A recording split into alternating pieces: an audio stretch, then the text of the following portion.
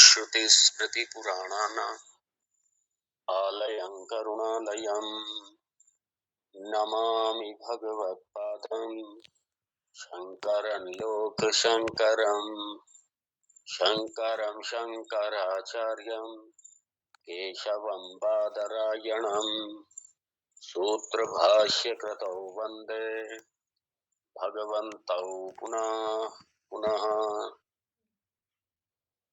आत्मेति मूर्तिभेद विभागिने व्योमवद्व्याप्तदेहाय श्रीदक्षिणामूर्तये नमः।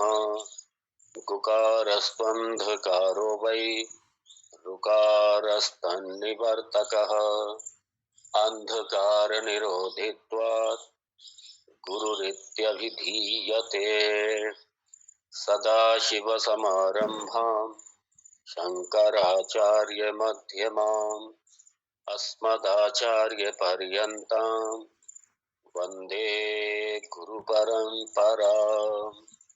ॐ सहना भवतु सहनौ भुनक्तु सह वीर्यं कर्वावहै तेजस्विनावधीतमस्तु मा विद्विषावहै।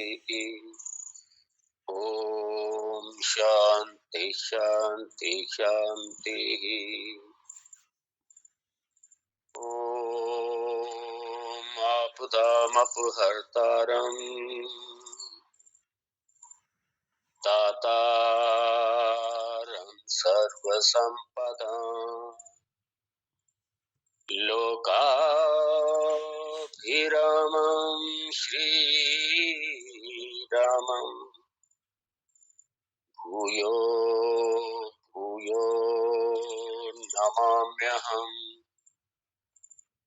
भूयो भूयो नमाम्यहम्। ॐ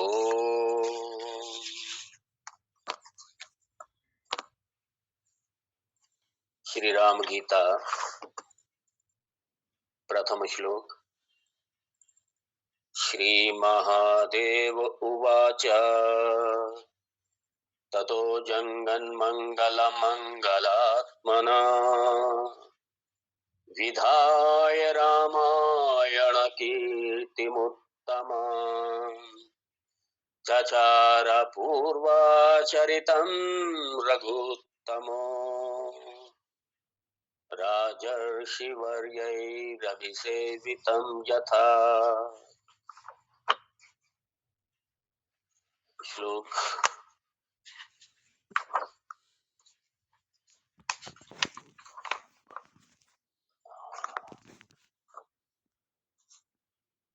श्लोक संख्या 21।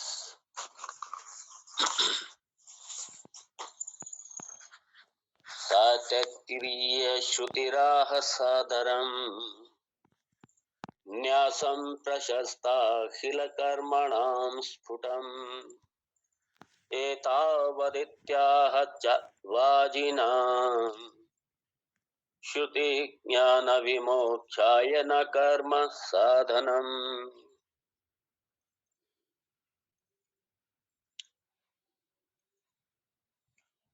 भगवान महादेव ओमकारेश्वर की पावन भूमि और महादेव ज्योतिर्लिंग रूप में विराजमान यहाँ माँ नर्मदा का पावन तट और भगवान शंकराचार्य का अद्वैत सनातन धर्म का शाश्वत सनातन धर्म का महत्वपूर्ण धाम एकात्म धाम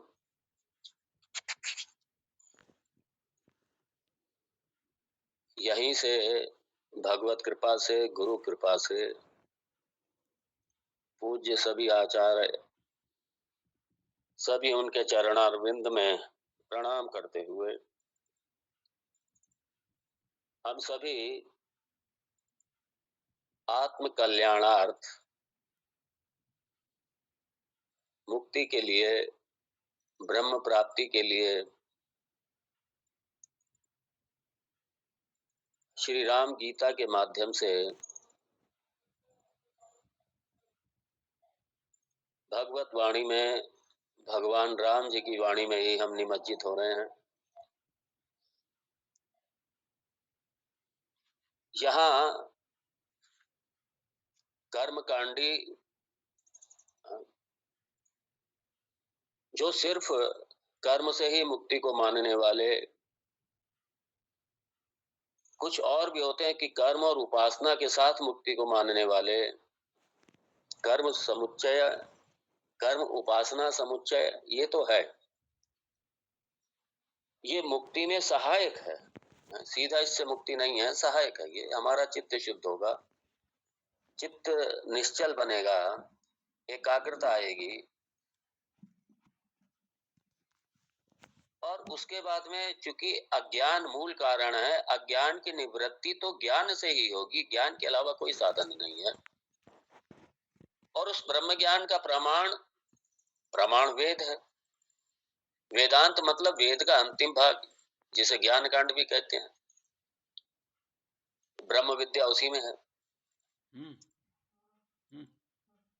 तो ये साधन है मुक्ति का, ये साधन है। क्योंकि जब तक अज्ञान की निवृत्ति नहीं होगी, आप करते रहो कुछ भी, आप करते रहिए कुछ भी, आपको अच्छे अच्छे लोगों की प्राप्ति होती रहेगी, अज्ञान तो बना ही रहेगा।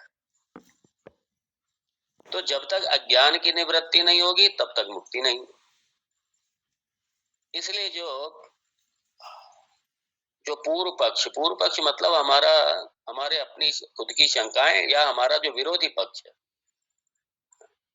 जो ज्ञान से मुक्ति नहीं मानने वाले हैं, ऐसे लोग, ऐसे उनके दर्शन, ऐसे उनके अनुयायी, तो उनके साथ में सीधा ये एक तरीके से ये भी एक तरीके से शास्त्रार्थ है उनके साथ में।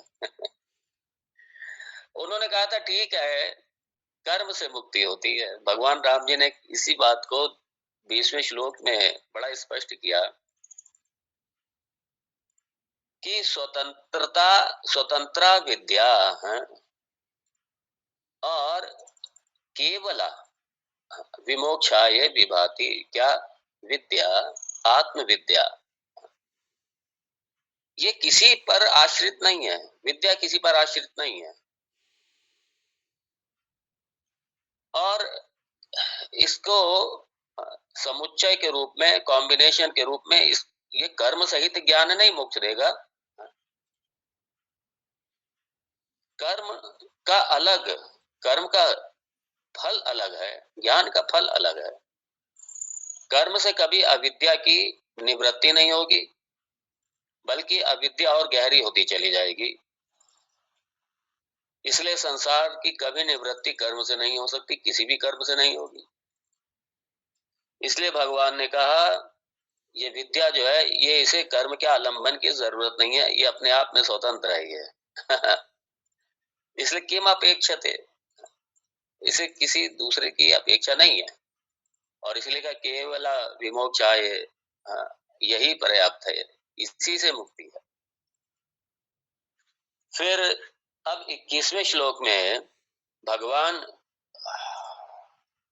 श्रुति का आलंबन लेते हुए, वेदांत का आलंबन लेते हुए, श्रुति मतलब वेद का आलंबन लेते हुए, इसलिए अब भगवान प्रमाण दे रहे हैं इस बात का कि ये जो मैं कह रहा हूं लक्ष्मण, ये मैं अपनी मर्जी से नहीं कह रहा, मैं ये कि मैंने कल्पना कर ली और ज्ञान से मुक्ति है, ऐसा नहीं है। क्योंकि ब्रह्म को जानने का प्रमाण है वेदांत, और ये तो वेदांत कहता है। अच्छा, फिर उसने ये कहा था कर्मकांडी ने कि कर्म से कभी संन्यास्त नहीं हो सकते, कर्म कभी कर्म से छूट ही नहीं सकते। अर्थात उसकी निगाह में ये जो सन्यास की जो परंपरा है, ये वो कहते हैं ये कल्पित है, ये सारी ये तुम्हारी मनगढ़ंत है, सन्यास की कोई जरूरत नहीं है, संन्यास्त होने की कोई, कर्म से संन्यास्त होने की कोई जरूरत नहीं है, ये आपकी मनगढ़ंत कल्पना है। मुख्य ये था, इसलिए संन्यास की कोई आवश्यकता नहीं है। कर्म से संन्यास्त होने की आवश्यकता ही नहीं है। कर्म आपको यावत जीवम कर्म करोमि, ये तो अरे भाई वो अज्ञानी के लिए है, और वो बड़े गर्व से, इसलिए वो बड़े गर्व से कुर्वन्नेवेह कर्माणि जिजीविषेचतकुं समाः एवं त्वयि नान्यते तोस्ति न केवल लिप्यते नरैः। वो कहते ये तो वेद कह रहा है आपका, और वो कह रहा है ये मैं वेदांत कह रहा है, ये वेद का अंतिम भाग जो ज्ञान कांड है ये तो उसमें लिखा है कुर्वन्नेवेह कर्माणि। 100 साल तक जीवित रहो, कर्म करते हुए रहो, इसलिए कर्म को छूटने का तो कहा ही नहीं है उसने। ओहो, अरे भाई ये अज्ञानी के लिए है, ये ज्ञानी के लिए नहीं है। जो विविदिशा संन्यास्त होकर के आए हैं ब्रह्म को जानने में, ब्रह्म की प्राप्ति में, और जो विद्वत सन्यासी होकर के, दोनों के लिए कर्म से छोड़ना पड़ेगा, कर्म से मुक्ति है दोनों के लिए। आप ज्ञानी को, और जो सिर्फ मोक्ष के निमित्त होकर के, जो संन्यास्त होकर के विद्या प्राप्ति में श्रवण मनन निधिध्यासन में जो लगे हुए हैं, जो कर्म उपासना से चित्त शुद्ध होकर के, चित्त निर्मल होकर के, एकाग्र चित्त होकर के, एकाग्र चित्त मतलब उनका कोई अब लक्ष्य नहीं है, कोई टारगेट नहीं है सिवाय ब्रह्म के, सिवाय मुक्ति कोई टारगेट नहीं है, कोई लक्ष्य नहीं है दूसरा। जो ऐसे लोग हैं, आप ऐसे लोगों को अज्ञानियों के बीच में कैसे शामिल कर सकते हैं? तो वो जो मंत्र है वो अज्ञानियों के लिए है, संसारियों के लिए है, वो ज्ञानियों के लिए नहीं है वो। और फिर क्या है ना इसलिए वेदांत ये कहता है फिर ये कि ये, इसीलिए पता है क्या है, समस्या यही है कि ये कर्मकांड तक सीमित हो जाते हैं, वेदांत कभी देखते नहीं, कभी वेदांत का अध्ययन नहीं करते। अध्ययन मतलब कभी श्रवण, वेदांत का अध्ययन स्वयं नहीं है, अच्छी तरह समझ लेना। हाँ, ये जैसे आप लोग श्रवण कर रहे हैं, यही वेदांत की विधि है। इसी तरीके से मैंने भी श्रवण किया था, और एक बार विजन क्लियर हो जाए फिर सबको पढ़ डालो। फिर आपको ये तो पता चलेगा ना कि क्या सही है क्या गलत है। ऐसे आप सबको पढ़ लें, फिर आपको हर सारे दर्शन आपको सही लगेंगे। हाँ यार, ये भी ठीक है, वो भी ठीक है, ये भी ठीक है, वो भी ठीक है।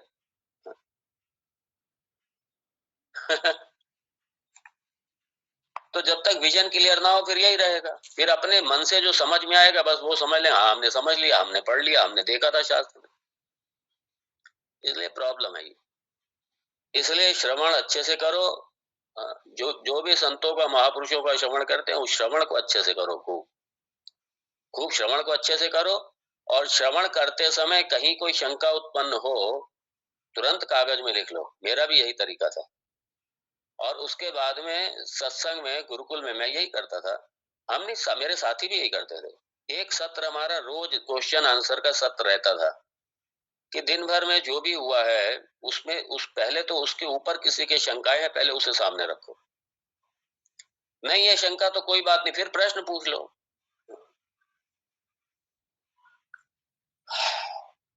तो ये एक तरीका है इसका, वेदांत का तरीका यही है। भगवान कह रहे हैं यहाँ पे, भाई आपने पहले मंत्र को तो देखा नहीं। कौन सा पहले मंत्र? ईशावास्यमिदगुम सर्वम यत्किंच जगत्यान जगत तेन त्यक्तेन भुंजीता माग्रदा कस्य सिद्धनम।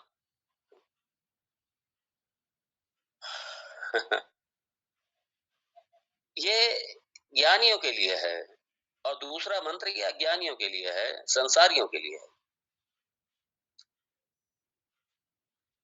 फिर वो कहते हैं अच्छा भगवान राम जी कहते हैं देखो मैं, क्योंकि अब प्रमाण तो देना ही है ना।